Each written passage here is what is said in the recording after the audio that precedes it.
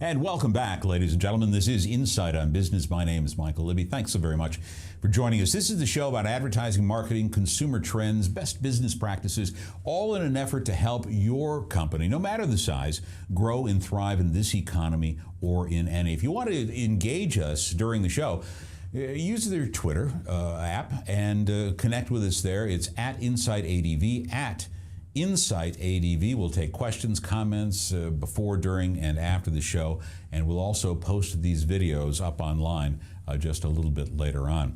You know, I've been fortunate enough to be able to have done this show for a number of years from the financial district here in Des Moines. Now, if you're watching us from New York City and you're going, wow, financial district in Des Moines, what are you talking about? Well, this is the home of some pretty significant insurance companies, banking interests. There's also a host of professionals that work and or live in the city core. And so we've had this opportunity to work and be here for quite some time. And there's always been this consternation with me about how people in middle management tend to dress. And it drives me absolutely wacko, all right? I can't necessarily explain that to you other than show you some pictures. These are candid shots that we took here in the financial district of Des Moines just last week in the span of about 10 minutes or so. And we didn't show anybody's face here. That wasn't our intent to embarrass anybody. But I want to show you some of the images that we caught while people were, and these are people that have name tags on there, you know, they're walking around here in the financial area, but this seems to be the mode of dress. Khakis and a polo. Khakis and a polo. Here we go. Khakis and a polo. It's like this is the official dress code for the financial district of Des Moines. Look at this. I mean, you know, look at this. And it just absolutely drives me crazy. We see it time and time again. And don't ask me about their shoes, okay? Don't ask me about their shoes. You know, I don't have any images of that, but there you go. Those are images of real live people over the span of about 10 minutes here in Des Moines that we took a photo of. All right, why am I sharing this with you? Because I think it's so vitally important, vitally important. I don't care where you work, that you attempt to dress for success every day and break out of the mold. If that happens to be what you wear, break out of the mold, stand apart. You always want to be a middle manager? With me today to discuss this whole topic is my friend Tim Sitzman. Tim Sitzman is the owner of Mr. B, a clothing company here in Des Moines. You've got a couple of other businesses. Tim, thanks so very much for joining us today. Nice to be with you, Michael. This is, this is a passion of yours, I know. Absolutely, absolutely. And those are quite interesting observations of wardrobe, isn't it? Yeah, it really. Now, okay. Not shocking to us. It's not shocking to you? Not shocking to us. It's been going on. I've got a little history of that. I would say 1993, when the flood came through Des Moines, was probably the prime time when this started to happen. Prior to that, we used to have maybe 1,200 suits hanging at Mr. B's. Can I get up a little closer? I'm sorry. Yeah. But anyway, we'd have 1,200 suits hanging, and now we have about 400 because it's changed. That's what you saw the change there. But it changed because they gave them a benefit that would say, hey, we'll give you the opportunity to dress as you'd like, and see what happened. And I think productivity went down as well. Yeah, I don't know. You know, I would think productivity went down. Right. Let me share. Sure. You know, in your business, and here's a couple of old guys. Right. Okay. Absolutely. We're a couple of old guys. school guys. Yeah, we're old school guys. I'll admit it. Right. You know, I'm over the age of 60, and here I am talking about dressing for success among people who are in their 30s and 40s. Right. But I still think that when you put on a decent set of clothes, you feel better. There's no question, and there's some bright spots in this, Michael. I have to tell you, the young people coming out of college, there's certainly a group that respond to dress. Things are changing. I mean, people are more fit than they used to be 20 years ago. The opportunity to wear clothing well is there. So we're addressing those things. They're more apt to buy custom clothing than they did off the rack clothing before. And that, as what you showed me on that little snapshot of people walking through the corridors here, is that they're going to, I call it drive-through clothing. that's instant. They walk through Drive-through clothing. Yeah, they just Pick pick up something. Don't care how it fits. Don't care how it looks. They cover themselves. We call it cover also. And those that we can get to and start to explain that it's still dress for the job you want, not for the job you have. That's a There you go. famous saying. Excuse me. But I think there's still a graduate, an educated human being, male and female, that want to look that way.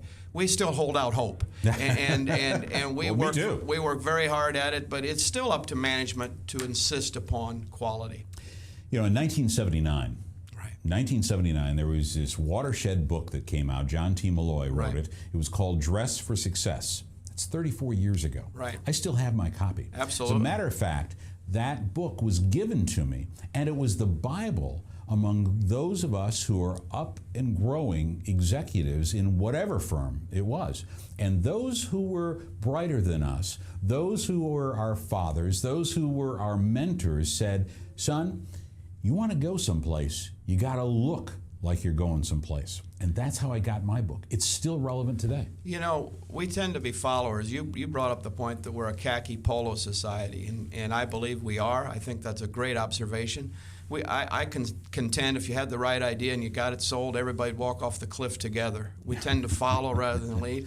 I tend to believe in the where's Waldo effect. You know, try to look different than everybody else in your company. Try to stand out, and if you do that through your expertise and your ability to do the job as well as dress, your chances of going up the ladder are far greater than those who just blend into the crowd and wear their khaki and polo. We're using that as a way of thinking, but I think if you tend to pay attention to every detail, you know, you'll go further.